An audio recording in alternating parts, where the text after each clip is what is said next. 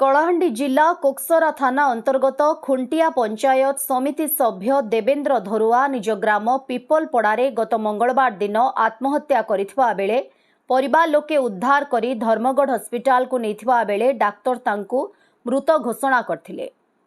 तेबे आत्महत्या पछरे स्थानीय अंचलर जणे युवक चित्तरंजन गहेरींक मानसिक निर्यातना नेई मृतकंक भाई दिगांबर धरुआ अभियोग करथिले।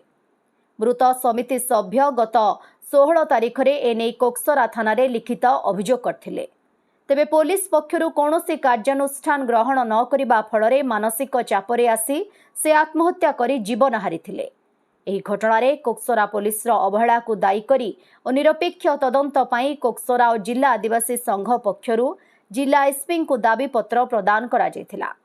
घटनार तदंत परे पुलिस आईआईसी और तदंतकारी पुलिस अधिकारी अवहेला धरा पड़ा पर एक्शन मोड्रे जिला पुलिस प्रशासन पक्षरु कोक्सरा थाना आईआईसी स्निग्धाराणी सुना को जिला पुलिस कार्यालय को बदली होइथिबा बेले अभियोग परे मध्य दायित्व रे अवहेला नेई कोक्सरा थाना रे कार्यरत एसआई अनिल पाढ़ी और संतोष नाईक को निलंबित करा जैथिबा नेई सूचना मिली।